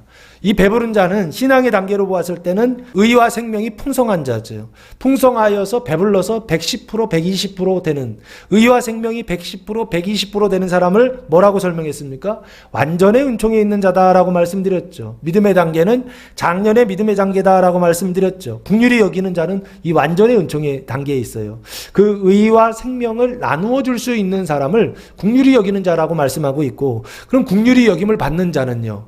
국률이 여김을 받는 자는 죄의 문제는 해결됐어요. 그런데 사망의 문제는 해결되지 않은 사람이요. 그래서 요 국률이 여기는 자가 그 생명을 나누어 주는 거예요. 네, 나누어 주면 여기 국률이 여김을 받는 자는 사망이 있었는데 그 사망이 뭐가 들어와요? 생명이 들어오는 거죠. 마치 원조 있잖아요. 어려운 나라들 도와주는 거 원조한다 그러잖아요. 원조하듯이 국률이 여기는 자가 그 생명을 국률이 여김을 받는 자에게 나누어 주는 이것을 국률이 여기는 자는 복이 있다라고 말씀하고 있다고요. 그러면 경률이 여기려면 내가 내 안에 하나님의 생명이 120%가 있어요. 근데 그 120%가 있는 꽉 차 있는 그 생명을 옆에 긍휼히 이 여김을 받아야 될 사람에게 나누어 주려고 하면 어떻게 됩니까? 내 안에 있는 생명을 나누어 줘야 되겠죠. 그렇죠? 그 생명을 나누어 줬을 때 내 안에는 생명이 부족하게 되겠죠. 그리고 그 생명이 넘어갈 때 그 사람의 사망은 어떻게 된다고요? 나한테 넘어온다라고 그렇게 말씀드렸죠. 이해되십니까? 그래서 이 긍휼히 여기는 단계를 뭐라고 봐야 되느냐라고 했을 때 이게 예수님이 딱 이렇게 하셨더라고요. 요한복음 11장 38절 보시면 예를 들면 이 장면입니다. 죽은 나사로를 살리시는 장면입니다. 그 무덤 속에 나사로가 있을 때 그걸 보시고 이에 예수께서 다시 속으로 비통히 여기시며 무덤에 가시니 무덤이 굴이라 돌로 막았거늘 말씀하고 있어요. 이 무덤은 나사로의 무덤입니다. 그 나사로가 죽어있는 그것을 보시면서 비통히 여기셨다라고 지금 예수님께서 말씀하고 있죠. 비통히 여기는 마음이요. 이게 긍휼히 여기는 마음이더라고요. 그래서 실제적으로 예수님께서 하시는, 긍휼히 여기실 때 하시는 일은 뭐냐라고 했을 때 비유로 이렇게 말씀하십니다. 요한복음 13장 5절 말씀해 보시면 예수님께서 제자들의 발을 씻어주시는 세족식이 나옵니다. 이에 대야에 물을 떠서 제자들의 발을 씻으시고 그 두르신 수건으로 닦기를 시작하여 라고 말씀하고 있어요. 지금 발을 씻어주시죠. 예수님께서 제자들의 발을 씻어주시는데 이 발을 씻어주시는 것을 10절 말씀해 보시면 예수께서 이르시되 이미 목욕한 자는 발밖에 씻을 필요가 없느니라 온몸이 깨끗하니라 너희가 깨끗하나 다는 아니니라 하시니 말씀하고 있어요. 몸이 깨끗한 자가 있고 발이 깨끗한 자가 있죠. 근데 몸을 씻음 받은 사람이 있고 발을 씻음 받은 사람들이 있는데 지금 예수님께서 지금 제자들의 몸은 씻을 필요가 없다고 말씀하세요. 이미 너희는 씻었다 그래요. 그러면 뭐만 씻으면 되느냐? 발만 씻으면 된다라고 말씀하고 있다고요. 이 발 씻어주는 것은 눈에 보이는 발 씻어주는 것을 통하여 눈에 보이지 않는 사망을 씻어주는 것을 표징으로 비유로 말씀하고 있는 것입니다. 이거 모르면 맨날 발만 씻어주다 끝납니다. 교회에서 성탄절이나 새해가 되면 발을 씻어주는 송구영신 때 발을 씻어주는 그런 의식을 한단 말이에요. 근데 그 발을 씻어주는 의식은 뭐를 위한 것이냐라고 했을 때 사망을 씻어주기 위한 것입니다. 지금 여기 긍휼히 여김을 받아야 되는 사람들이요. 존재는 변화되었으나 행동이 변화되지 않아서 맨날 제자리인 그 사람들이요. 그 사람들에게 생명을 나누어줘서 사망에서 생명으로 사망에서 생명으로 왔다 갔다를 계속 반복해야 되는 이 일을 발을 씻어준다라고. 그래서 발은요 하루에 몇 번씩 씻어야 돼요. 하루에 한 번씩 씻으면 되겠죠? 밤에 들어와서 한 번 씻으면 됩니다. 그 한 번 씻는다는 것을 제가 이것을 찾았던 이유는 몸을 씻는다, 발을 씻는다는 게 왜 비유인지를 찾았던 것은 15장, 요한복음 15장 때문에 알았습니다. 씻는다라고 하는 것을 예수님께서 이렇게 표현하고 있더라고요. 15장 3절 너희는 내가 일러준 말로 이미 깨끗하여졌으니 라고 말씀하고 있다고요. 내가 일러준 말이란 단어가 로고스입니다. 로고스로 씻어주셨다는 거예요. 하나님의 말씀으로 씻어주셨다는 것입니다. 의의 말씀, 생명의 말씀으로 씻어주셨다는 것입니다. 그 생명의 말씀으로 씻어주니까 몸이 깨끗하고 그 생명의 말씀으로 씻어주니까 뭐가 씻다는? 발이 깨끗해지는 거예요. 이해되십니까? 근본적으로 그 존재의 근원에 있어서는 이미 깨끗하게 되었다는 것입니다. 근데 살다 보면 더러운 거 묻으니까 그 더러운 거 묻을 때마다 어떻게 해요? 그때마다 한 번씩 닦아줘라. 이게 사망을 씻어준다라고 하는, 발을 씻어준다라고 하는 내용이었던 것입니다. 여기 긍휼히 여기는 자는 발을 씻어주는 사람입니다. 여기 긍휼히 여기는 사람은 사망을 씻어주는 사람입니다. 그 사망을 씻어줄 때 실제적으로 내 안에서는 어떤 일이 일어나느냐 했을 때 고린도 후서 4장 12절 말씀해 보시면 사도 바울이 놀라운 이유가 이겁니다. 사도 바울이 이걸 알았어요. 고린도 후서 4장 12절 말씀해 보시면 그런즉 사망은 우리 안에서 역사하고 생명은 너희 안에서 역사하느니라 라고 말씀하고 있어요. 발을 씻어줘서 나타나는 현상이 바로 이겁니다. 사망은 우리 안에서 역사한다는 것입니다. 누구의 사망이요? 긍휼히 여김을 받는 자의 사망이요. 죄의 문제는 해결됐으나 행동의 문제가 해결되지 않아서 여전히 가증한 모습들, 가증한 말들을 하고 있었던 이 사람들의 사망이 누구한테 온다고요? 사도들한테 온다는 거예요. 하나님의 아들들에게 온다라고 하는 것입니다. 생명을 나누어주는 자, 긍휼히 여기는 자들에게 온다는 거예요. 그래서 사망은 우리 안에서 역사하고 생명은 너희 안에서 역사한다. 사도 바울이 이걸 알고 여기다 기록해놨는데 우리도 이걸 알아버렸어요. 자, 그래서 여기 긍휼히 여기는 자는 발을 씻어주는 사람이요. 발을 씻어준다는 것은 사망을 씻어 생명으로 변화시켜 준다는 것입니다. 이것은 누가 하시는 일이냐? 하나님이 하시는 일입니다. 그리스도께서 하시는 일입니다. 그 일을 누구요? 하나님의 아들들이요. 예수님이 형제들이다라고 예수님이 형제들이라 불렀던 그 하나님의 아들들이 하는 그 일을 지금 긍휼히 여기는 자다라고 설명을 하고 있더라는 거예요. 그러면 앞에 6절까지의 말씀은 나의 구원에 관한 말씀이었다고 한다면 이 7절부터는 너의 구원에 대한 말씀이죠. 근데 너는 누구입니까? 형제의 너를 지금 이야기하고 있다는 것입니다. 죄의 문제는 해결되었으나 사망의 문제가 해결되지 않은 사람의 그 사망의 문제를 생명으로 바꾸는 그 시작을 긍휼히 여기는 자가 긍휼히 여김을 받을 때 아니죠. 긍휼히 여기는 자가 있어서 이 사람이 긍휼을 베풀어 주어서 그 긍휼히 여김을 받는 자가 그 긍휼 생명을 받을 때 그때 천국의 긍휼히 여김을 받을 것이다 라고 그렇게 말씀하고 있는 것입니다. 그러면 이 긍휼히 여김을 받는다는 것은 뭐예요? 그리스도의 몸된 교회가 그 생명의 공동체로 변화된다라고 하는 뜻입니다.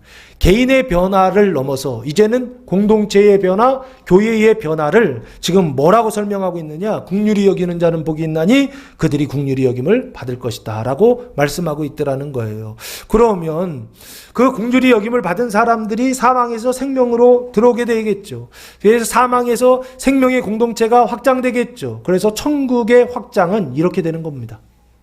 성경에서 말하는 하박국에서 말하는 하나님의 일을 수년 내에 부흥케 하옵소서라고 하는 그 부흥은 뭘 얘기하느냐라고 했을 때 긍휼히 여기는 자로부터 시작된다라고 하는 것입니다. 하나님의 부흥, 하나님의 부활은 그 그리스도의 몸된 부활의 시작은 긍휼히 여기는 자예요.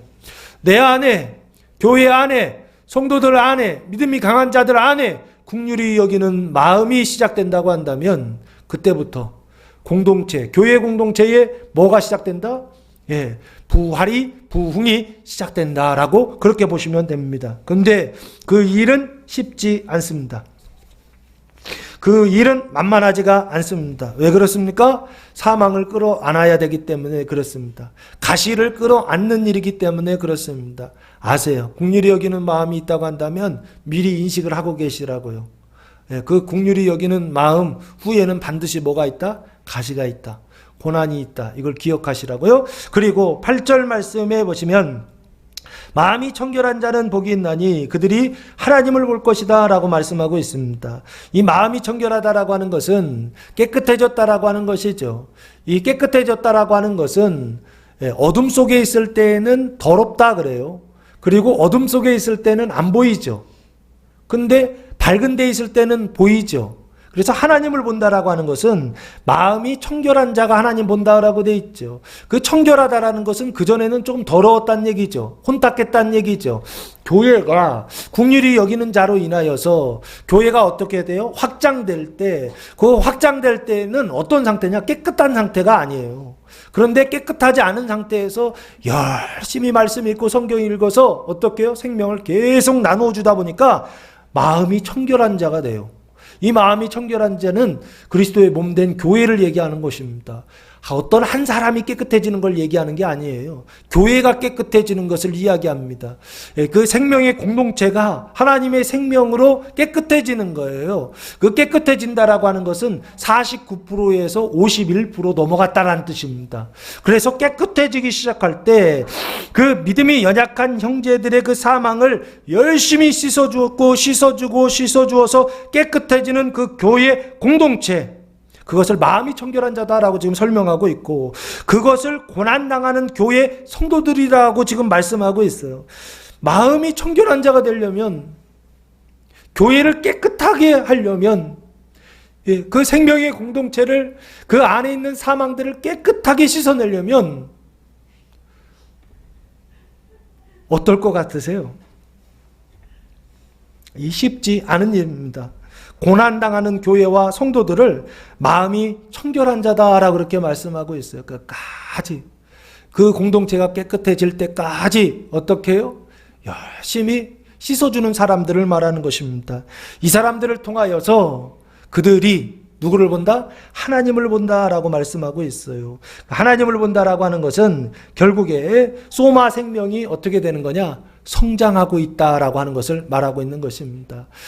소마 생명, 이 소마라고 하는 것은 몸을 이야기합니다. 몸이라고 하는 것은 그리스도의 몸된 교회를 이야기합니다. 그 교회가 부활하여 성장하는 것, 이것을 하나님을 볼 것이다 라고 말씀하고 있더라라고 하는 것입니다. 그래서 구약 성경에도 보면은 하나님을 보는 장면들이 몇 장면이 있더라고요. 출애굽기 24장에 보면은 시내산에서 하나님께서 시내산에 강림하셨을 때에 하나님 모세와 그 장로들을 데리고서 시내산에 올라가는 장면이 있거든요. 그 올라가서 하나님을 보았을 때에 보통 하나님을 보면 죽는다 그러거든요. 하나님이 죽이지 않았다 하는 장면이 24장에 기록되어 있더라고요. 이 단계예요. 하나님을 본다라고 하는 것은 마음이 청결한 단계예요. 이 단계에서는 하나님을 봐도 돼요. 근데 마음이 청결하지 않은 단계에서는 하나님을 보면 죽습니다. 그래서 하나님을 보는 게 무조건 좋은 거는 아니고 하나님을 봐야 될 때 보는 게 가장 좋다라고 하는 것입니다. 어느 단계예요? 생명의 공동체예요. 교회의 공동체가 사망보다는 생명이 더 많이 있는 상태예요. 생명이 51% 정도요. 그 생명이 성장한 상태예요. 성장했으나 완성되지는 않았습니다. 이 상태를 마음이 청결한 자 복이 있나니 그들이 하나님을 볼 것이다 라고 말씀하고 있고, 9절 말씀해 보시면 화평하게 하는 자는 복이 있나니 그들이 하나님의 아들이라 일컬음을 받을 것이다 라고 말씀하고 있어요. 화평하게 하는 자가 복을 받아서 하나님의 아들이라 일컬음을 받는 것이죠. 그러면 이 하나님의 아들이라는 단어가 성경에서 너무 많이 사용되는데, 이 단어가 특별히 하나님의 자녀라고 하는 단어가 있고 하나님의 아들이라는 단어가 있다 그랬죠. 이게 좀 다르다, 구분해야 된다 그랬죠. 그 하나님의 자녀가 된다는 건 존재가 바뀐다, 천국이 시작된다라고 설명했다고 한다면, 여기 하나님의 아들이 된다라고 하는 것은 뭘 의미하느냐, 이거 설명했었죠. 완전의 은총 속에 있을 때 이걸 설명합니다. 그래서 하나님의 아들이란 단어는 원래는 간맨이라고 하는 단어입니다. 하나님, 하나님이 사람이 되셨다. 맨. 그래서 간맨인데 그 간맨은 예수님밖에 없죠. 원래 하나님이셨는데 사람이 되신 분은 예수님밖에 없습니다. 근데 내가 예수다, 내가 하나님의 아들이다, 내가 예수다, 내가 보혜사다, 성령이다, 이렇게 얘기하시는 분들이 있는데 오해해서 생기는 거예요. 왜 오해하느냐라고 했을 때 은총을 받으면 하나님의 아들인 것처럼 돼요. 정말요. 그런데 그 은총을 받았을 때에 예수와 같은 상태이지만 예수와 같은 존재는 아니다라고 하는 거, 이걸 명심하셔야 돼요. 그래서 이 하나님의 아들은 예수도 하나님의 아들인데 간맨이라고 하고, 이 하나님의 아들은 성도도 하나님의 아들입니다. 이걸 디바인 휴먼이라고 그럽니다. 하나님의 아들, 디바인 휴먼이라고 그럽니다. 그래서 이 하나님의 아들이라고 하는 개념을 신성모독이다 이렇게 생각할 수 있는데, 그러면 안 되고 갈라디아서 3장 26절 말씀해 보면 사도 바울이 아주 분명하게 말을 하고 있더라고요. 성도들을 디바인 휴먼이다 라고 3장 26절 말씀해 보시면, 너희가 다 믿음으로 말미암아 그리스도 예수 안에서 하나님의 아들이 되었으니 라고 말씀하고 있어요. 이거 보시면 하나님의 아들이 되었다라고 말하고 있죠. 하나님의 아들이 되었다. 예수 그리스도로 말미암아 하나님의 아들이 되었다라고 말씀하고 있죠. 너희가 하나님의 아들이 되었다는 거죠. 예수 믿는 사람들, 구원받은 사람들이 하나님의 아들이 되었다라고 그렇게 말씀하고 있죠. 그래서 성경은 하나님의 자녀로 이렇게 쓸 때가 있고, 하나님의 아들이라고 하는 단어가 대학에서 나온, 개념이 정리돼서 나온 이런 개념으로 쓰지 않고 문장에 따라서 자녀로 사용할 때도 있고 아들로 사용할 때도 있어요. 어쨌든 여기 하나님의 아들이다라고 그렇게 말씀하고 있고, 로마서 8장, 이 아들을 로마서 8장, 아들의 상태를 로마서 8장 14절 말씀해 보시면, 로마서 8장 14절 말씀해 보시면 아주 잘 설명해 주셨습니다. 14절 무릇 하나님의 영으로 인도함을 받은 사람은 곧 하나님의 아들이라 라고 말씀하고 있죠. 저는 요 하나님의 아들이라고 하는 개념으로 설명하고 있는 것입니다. 요 하나님의 아들은 누구냐? 영으로 인도함을 받는 사람입니다. 그 영으로 인도함을 받는 사람이 누구냐라고 했을 때 그 2절 말씀 1절 2절 보시면 8장 1절 그러므로 이제 그리스도 예수 안에 있는 자에게는 결코 정죄함이 없나니 이는 그리스도 예수 안에 있는 생명의 성령의 법이 죄와 사망의 법에서 너를 해방하였음이라 라고 말씀하고 있어요. 그래서 성령으로 해방된 사람들이요. 그 성령으로 해방된 사람인데 나만을 얘기하는 게 아닙니다. 나와 너를 얘기해요. 성령으로 해방된 몸을 이야기하는 겁니다. 그 성령으로 해방된 교회를 이야기하는 것입니다. 그것을 지금 하나님의 아들이다 라고 그렇게 말씀하고 있어요. 그래서 이 하나님의 아들은 하나님의 영으로 인도함을 받는 자요. 이 하나님의 영으로 인도함을 받는 자는 믿음이 연약한 형제의 사망을 씻어서 생명으로 바꾸어서 그래서 어떻게 하느냐면 하나님과 화목해 화평케 하는 자를 말하는 것입니다. 그래서 이 8장 19절 말씀해 보시면 피조물이 고대하는 바는 하나님의 아들들이 나타나는 것이니라고 말씀하고 있죠. 요 피조물이 고대한다라고 하는 것은 교회가 구원받은 이후에 누구도 구원받기를 원하느냐라고 했을 때 피조물, 하나님께서 만드신 모든 피조물들도 구원받기를 원하고 해방되기를 원한다라고 하는 차원으로 확대된 차원으로 설명하고 있더라고요. 근데 그 피조물이 구원받기 위해서는 누가 나타나야 되느냐? 하나님의 아들들이 나타나야 된다는 것입니다. 이 하나님의 아들들은 누구냐라고 했을 때 이거예요. 긍휼히 여기는 자, 그리고 마음이 청결한 자, 그래서 화평하게 하는 자의 단계까지 온 사람들이요. 그래서 교회 공동체를 어떻게 해요? 하나님과 화목하게, 하나님과 화평하게, 생명으로 온전하게 한 사람들이요. 이 사람들을 지금 뭐라고 하냐면 하나님의 아들이다라고 이렇게 일컬음을 받을 것이다라고 말씀하고 있더라는 거예요. 교회를 하나님과 화목하게 하는. 그래서 교회 안에 믿음이 연약한 사람들을 사망에서 생명으로 바꾸고 성장시키고 그래서 온전하게 하는, 하나님과 화목하게 하는 이 단계까지 가는 사람들 하나님의 아들이라 일컬음을 받게 될 것이다 라고 예수님께서 말씀하고 있더라라고 하는 것입니다. 그러면 7, 8, 9절은 무엇을 위한 것이냐? 내가 누구의 구원을 위해서요? 너의 구원, 형제들의 구원이요. 죄의 문제는 해결되었으나 사망의 문제가 해결되지 않아서 생명이 시작돼야 되고 생명이 성장해야 되고 생명이 완성돼야 되는 그 사람들을 위하여 열심히 일하고 있는 사람들이요. 그리스도인이요. 이것을 지금 긍휼히 여기는 자, 마음이 정결한 자, 화평하게 하는 자라고 설명하고 있더라라고 하는 것입니다. 그래서 너의 구원의 완성까지 도달했어요. 나의 구원의 완성에 도달하고 너의 구원의 완성에 도달하는 자까지 설명했죠. 마지막은요. 너가 하나가 더 있어요. 이웃의 구원의 완성을 위해서 일하는 자까지 설명하고 있습니다. 10절 말씀해 보시면 의를 위하여 박해를 받는 자는 복이 있다라고 말씀하고 있어요. 요 의라고 하는 것은 의를 위하여 박해를 받는다는 것은 의가 없다는 얘기예요. 의가 없다라고 하는 것을 성경에서는 뭐라고 설명하고 있습니까? 죄라고 설명합니다. 빛이 없음을 어둠이라고 그러죠. 어둠이라고 하는 게 뭐냐면 빛이 없음이라고요. 예? 빛이 없는 거예요. 빛이요. 그러면 여기요. 의가 없다라고 하는 건 뭐예요? 의가 없다는 걸 죄라고 합니다. 죄요. 그러면 이 의를 위하여 죄로 가득한데 그 죄를 의로 바꾸려고 하는 거죠. 그 의를 위하여 박해를 받는다는 거예요. 그러면 그 죄의 문제가 해결되지 않은 사람들을 뭐라고 그랬습니까? 믿지 않는 사람이죠. 그 믿지 않는 사람들을 뭐라고 이웃이다라고 설명드렸던 거예요. 그리고 믿기는 믿어, 존재는 변화됐는데 행동이 변화되지 않은 사람들을 형제다라고 설명을 드렸던 겁니다. 바로 앞에까지는 형제에 대한 구원이라고 한다면 10절부터는 이웃이요. 존재의 문제가 해결이 되지 않았어요. 교회 밖에 있는 사람들이에요. 죄의 문제가 해결되지 않았어요. 의를 위하여 박해를 받는 자 복이 있다라고 말씀하시고 있습니다.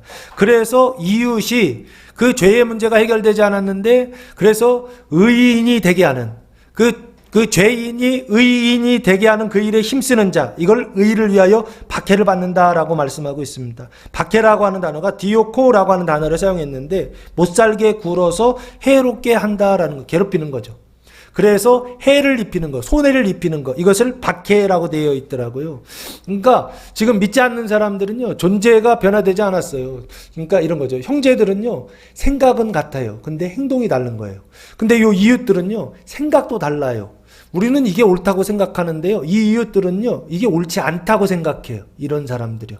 그러니까 생각도 다르고 행동도 완전히 다른 이 사람들을 의를 위하여 박해를 받는 자다라고 지금 그 사람들을 위하여요. 생각과 그 행동, 그 모든 것들이 다른 사람들을 위하여 박해를 받는다는 거. 그 사람들을 변화시키기 위하여, 그 사람들을 구원하기 위하여, 그 사람들을 의롭다, 그 사람들이 의롭게 되기 위하여 박해를 받는다라고 하는 거예요. 얼마나 힘들어요 이거요.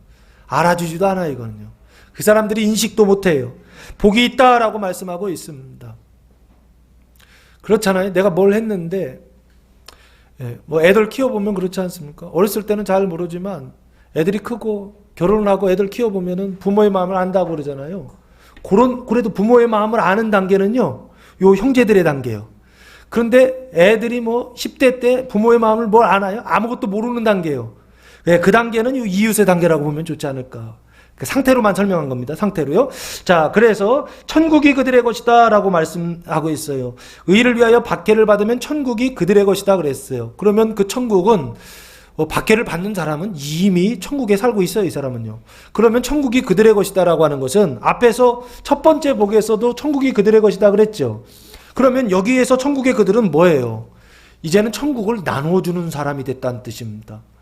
천국에 들어가지 못하는 사람이요. 지옥에 들어갔던 사람에게, 그 사람에게 의를 위하여 박해를 내가 받았더니, 그 사람을 위해서 내가 박해를 받았더니 그 사람이 어디에 들어가더라는 거예요? 천국에 지금 들어가더라는 거예요. 그러면 그 얘기는 무슨 얘기입니까? 내가 천국을 어떻게 해요? 나누어주는 자가 됐다라는 뜻입니다.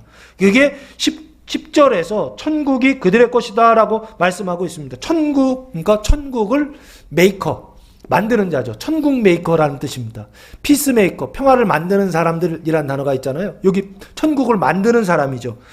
그래서 만들어가는 자, 천국을 만들어가는 자를 의를 위하여 박해받는 자다라고 말씀하고 있다고요. 그래서 이게 복이 있다라는 거예요. 가치가 없는 게 아니에요. 천국을 나눠준다고요. 그래서 가치가 있다라고 예수님 말씀하십니다. 이것을 은총의 단계로 영화의 은총이다라고 저는 설명합니다. 11절 말씀해 보시면 천국이 확장되는데, 이 천국의 확장은 어떤 확장이냐? 양적인 확장이다라고 보시면 됩니다. 앞에 7, 8, 9절에서는 천국이 확장돼요. 확장되는데 이것은 질적인 확장입니다. 형제가 행동이 변화되는 거예요. 질적인 확장인데 여기 10절부터는 형제들, 그러니까 이웃이 형제가 되는 단계로 들어오는 거예요. 그러니까 숫자가 많아져요.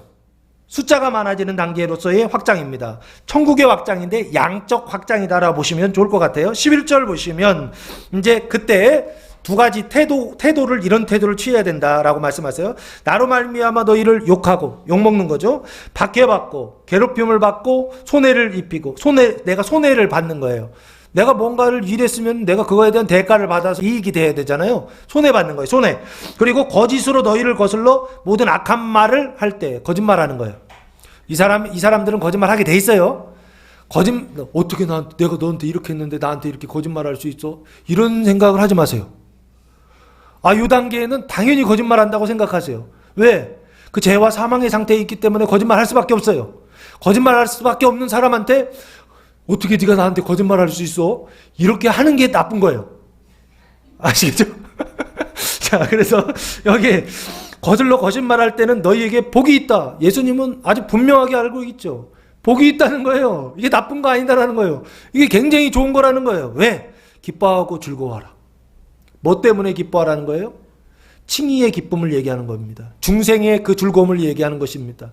기뻐하고 즐거워하는 건 나 때문에 즐거워하는 게 아니라 그 사람이 칭의돼서 그 사람이 칭의가 될 때 내 안에 그 같이 부어져요. 나한테 그 칭의의 은총이 부어져서 그 사람한테 칭의가 되고, 나한테 생명이 부어져서 그 사람한테 중생이 되는 거예요. 그러면 기뻐하고 즐거워하라 라고 말씀하고 있다고요. 그 기뻐하고 즐거워할 때 실제 현실은 기쁨이 아니에요. 욕먹고 손해보고 거짓말하고, 그 사람이 나를 속이고 이런 일들이 있는 거예요. 그런데도 기뻐하라는 거예요. 즐거워하라는 거예요. 왜? 계속 일하다 보면 그 사람이 어떻게 된다는 거예요? 칭이 되고 중생할 것이다. 거듭날 것이다. 그걸 소망하면서 기뻐하고 즐거워하라는 거예요. 하늘에서 너희의 상이 큼이라. 그 이유는 뭐냐? 너희의 상이 크다 했어요. 그러면은 우리가 그거 있잖아요. 예수 믿고 구원받은 다음에는 뭘 위해서 살아야 되느냐? 상 받기 위해 살아야 된다. 막 늘 그래요. 그 상이 뭐냐? 예? 물질의 상이다. 예? 돈이요. 예? 예? 뭐 건강의 상이다. 예? 무슨 뭐 권위의 상이다. 권세의 상이다. 뭐 이렇게 생각한단 말이에요. 성경에 그런 상을 한 번도 얘기하지 않아요. 성경에서 말하는 상은 그 상 아닙니다. 요한계시록 22장 12절 말씀해 보시면 예수님께서 상 주신다고 말씀하시더라고요. 보라, 내가 속히 오리니 내가 줄 상이 내게 있어 각 사람에게 그가 행한 대로 갚아주리라 라고 말씀하고 있어요. 예, 내가 줄 상이 있다라고 그랬죠. 그가 행한 대로 갚아준다라고 돼 있죠. 여기 행한 대로라는 게 이겁니다. 욕먹고 박해받고 손해보고 거짓말 당하는 거. 요거요. 행한 대로라는 게 이거라고요. 행한 대로 갚아주리라. 근데 속히 오신다고 그랬죠. 예수님이 속히 오신다고 그랬죠. 오셨어요? 안 오셨어요? 오셨어요? 안 오셨어요? 오셨습니다. 누구에게요? 나로 말미암아 욕하고 박해하고 거짓으로 너희를 거스러 모든 거짓말을 할 때, 사람들이 그 이웃들이 구원받기 위하여 열심히 일하고 있는데 맨날 속이고 거짓말하고 아유 속상해 그만두고 싶어 때려치고 싶어 이런 생각이 막 들 때 주님이 어떻게 하신다고요? 속히 오신다는 것입니다. 그때 얘기하는 거예요. 2000년 전에 예수님께서 인성으로 오셨던 것처럼 그렇게 속히 오신다라고 생각하면 안 된다고요. 주님이 속히 오신다는 게 안 오셨다고 한다면 지금 2000년이 지났다고요. 아직도 예수님 안 오셨대요. 아직도 예수님 재림 안 하셨대요. 왜 안 하셨다고요? 눈에 보이는 예수로만 생각하기 때문에 그렇습니다. 성경에 예수님이 오실 때는 그림이 어떻게 되어 있어요? 예, 구름 타고 오신다고 되어 있습니다. 올라가신 대로 그대로 오실 것이다. 올라가실 때 구름 타고 올라가셨으니까 내려오실 때도 구름 타고 오신다. 그 구름 타고 오신다라고 하는 것은 성경에 언약되어 있었죠. 엘리야 때. 엘리야가 하늘로 승천할 때 뭘 타고 올라갔죠? 불말과 불병거를 타고 올라갔죠. 불말과 불병거가 눈에 보이는 건가요? 안 보이는 거죠. 눈에 보이지 않는 불말, 불병거는 뭡니까? 천사들을 얘기한다고요. 천군 천사들을 얘기한다고요. 바람이나 불이나 그리고 구름이나 이게 다 천사들을 얘기한다고요. 근데 그것을 뭐라고 생각했다고요? 추수꾼들이 천사란 말이에요. 그래서 추수꾼들 내려오는 거예요. 그 추수꾼들이 눈에 보이는 어떤 걸 얘기하는 게 아니라고요. 눈에 보이지 않는 추수꾼들이라고요. 그 눈에 보이지 않는 추수꾼들을 천사라고 얘기했다고요. 천사라고요. 하나님 예수님께서 비유로 말씀하실 때 밭에 씨를 뿌리는 그 비유 이야기할 때 예수님 그렇게 말씀하셨다고요. 다시 얘기하면 속히 오셔서 상을 주신다 그랬다. 구체적으로 성경이 말하는 상이 있습니다. 야고보서 1장 12절 말씀해 보시면 첫 번째 상이 이렇게 나와 있습니다. 시험을 참는 자는 복이 있나니 이는 시련을 견디어낸 자가 주께서 자기를 사랑하는 자들에게 약속하신 생명의 면류관을 얻을 것이기 때문이다 라고 말씀하고 있어요. 여기 보시면 생명의 면류관이 나오죠. 두 번째입니다. 이 번째. 원래 첫 번째는 제가 찾으려고 했던 건 여기 다시 안 찾겠습니다. 생명의 면류관은 두 번째 면류관이에요. 네, 두 번째부터 찾고 첫 번째는 디모데후서 4장 8절입니다. 디모데후서 4장 8절이요. 생명의 면류관 얻을 때에도 환란이 있다 그러죠. 핍박을 받는다 그러죠. 디모데후서 4장 8절 말씀해 보시면 디모데후서 4장 8절 말씀해 보시면 이제 후로는 나를 위하여 의의 면류관이 예비되었으므로 주 곧 의로우신 재판장이 그 날에 내게 주실 것이며 내게만 아니라 주의 나타나심을 사모하는 모든 자에게도 니라라고 말씀하고 있어요. 주님 재림하실 때 상 주신다라고 돼 있죠. 무슨 상이요? 의의 면류관이라고 돼 있죠. 사도 바울은 의의 면류관이 준비되어 있다라고 확신하고 있어요. 의의 면류관이 상이란 말이에요. 성경에서 말하는 예수님 주시는 상이 뭐냐라고 했을 때 면류관이에요, 면류관. 근데 의의 면류관, 생명의 면류관이라고 그랬죠. 그 의의 면류관, 생명의 면류관이 구체적으로 뭐냐라고 했을 때 데살로니가 전서 2장 19절 말씀해 보시면 데살로니가 전서 2장 19절 우리의 소망이나 기쁨이나 자랑의 면류관이 무엇이냐? 우리의 면류관이라는 거죠. 우리의 자랑의 면류관이 무엇이냐 물었어요. 그가 강림하실 때 강림하는 거죠. 재림하는 겁니다. 우리 주 예수 앞에 너희가 아니냐? 너희가 우리의 면류관이다라는 거죠. 너희가 누구예요? 성도들이죠. 어디요? 데살로니가 교회 성도들이요. 그 성도들을 지금 너희가 나의 면류관이다라고 말하고 있다고요. 그럼 이런 거죠. 면류관이라고 하는 것은 언제 씁니까? 예, 왕이 그 정복을 입었을 때, 예, 왕이 정복을 입었을 때 머리에 쓰는 관을 면류관이라 한다라고 그렇게 말씀하고 있더라고요. 그러면 앞에까지요. 지금 앞에 1복부터 4복까지죠. 6절까지 말씀은 정복이에요. 이게 정복이요. 예? 의의 옷을 입는 것과 생명의 옷을 입는 정복, 왕의 옷을 입는 거라고 한다면 7절부터 9절까지는 뭘 하는 것이냐? 생명의 면류관을 쓰는 거라고요. 그리고 여기 10절부터 12절까지는 무슨 면류관을 쓰느냐? 이웃을 구원하는요. 의의 면류관을 쓴다고요. 이해되십니까? 의의 면류관은 죄인을 의인 되게 하였을 때 쓰는 면류관이 의의 면류관이고, 그리고 생명의 면류관은 형제들을 사망에서 생명으로 구원하였을 때 쓰는 면류관이 생명의 면류관인데, 사도 바울은 지금 의의 면류관, 이방인들 불신자들을 구원하여 전도하여 그 사람들에게 복음을 전하여 그 사람들이 의롭다함을 받게 하였거든요. 그래서 자기에게는 의의 면류관이 있다라고 하는 것을 확신했던 거예요. 왜? 너희가 있기 때문에. 너희가 증거라는 거예요. 너희가 나의 의의 면류관의 확실한 증거라는 거예요. 아시겠습니까? 그러면 의의 면류관이 뭐냐? 우리에게 주실 상이 뭐냐? 의의 면류관, 생명의 면류관을 주시는데, 그 의의 면류관, 생명의 면류관, 천국에서 받는 그 면류관이 뭐냐 했을 때 자기 옷을 입고 그리고 머리에 왕관까지 쓰는 거예요. 그 왕관은 뭐의 상징입니까? 통치의 상징입니다.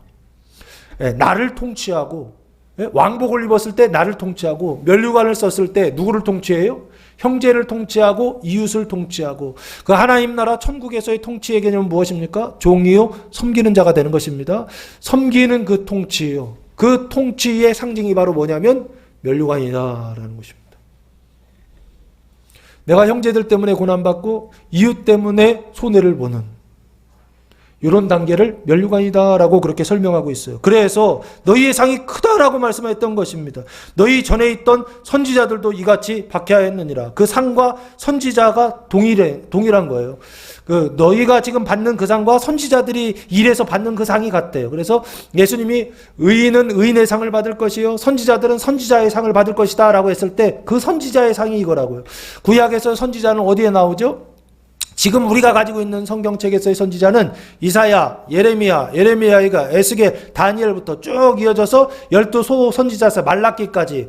그래 대예언자, 대선지자서가 5권, 소 선지자서가 12권에서 총 17권이 선지자죠. 이해되십니까? 이거는 그냥 나온 게 아니라고요. 너희의 상을 지금 설명하기 위하여 일부러 선지자를 지금 뒤에다가 곁들여서 예를 든 거라고요. 그 선지자들도 이같이 박해했다는 것은 박해받았다는 것입니다. 그 선지자들이 받은 박해가 뭐냐 했을 때 이웃을 구원하기 위한 박해였다라는 것입니다. 이사야서부터 말라기까지의 내용은 이웃을 구원하기 위하여 그 섬들과 바다에 하나님의 영광을 반짝반짝 빛나는 그 영화의 은총을 이사야서부터 말라기까지 설명하고 있더라라고 계속 설명드렸던 거예요. 선지자들도 이같이 박해하였다는 것은 선지자들도 박해를 받아서 누구를 구원하는 일에, 열방을 구원하는 일에, 섬들을 구원하는 일에, 바다의 그 중심을 구원하는 그 일에 선지자들도 어떻게 했다는 거예요? 박해받고 힘썼다. 그 얘기를 하고 있다고요. 마지막 단계의 이 구원은 너희의 상을 위한 일이요. 그 일은 바로 무엇이냐? 의를 위하여 박해받는 것이고. 그리고 욕먹고 박해받고 손해보고 그리고 사람들이 거짓말하고 뭐 이런 것이죠. 그 사람을 위해서 열심히 일했는데 그 사람은 나를 속여 뭐 이런 거죠. 성경 읽었냐 물어보면은 안 읽어서 읽었다고 그러고 죄송합니다. 뭐 좀 해라 그러면 안 해고서 했다 그러고 그만 좀 얘기해. 나도 다 할 수 있다고 뭐 계속 이 얘기할 겁니다. 요런 단계들이요. 자, 그래서 8가지 복을 예수님께서 말씀해 주셨는데 이 8가지 복은 뭘 얘기하느냐? 천국의 8가지 복이다. 이 단계로 하나님께서 우리를 인도해 가실 것입니다. 이 모습으로 우리를 이끌어 가실 것입니다. 이때 우리는 어떻게 반응하냐? 나쁘다라고 반응할 것입니다. 그러나 예수님은 이거 나쁜 거 아니다. 좋은 것이다.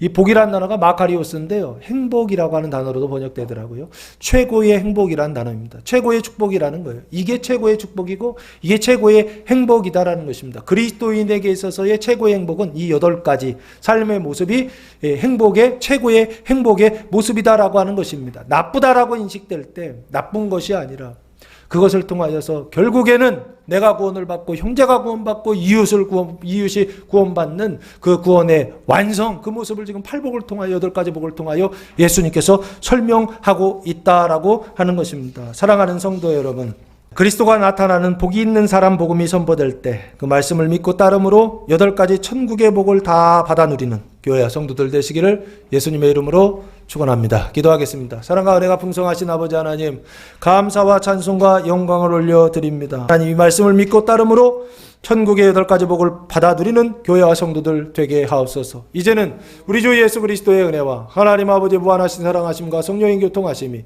사랑하는 성도들 머리예와 가정예와 교회 위에 이제로부터 영원토록 함께 하시기를 간절히 축원하옵나이다. 아멘.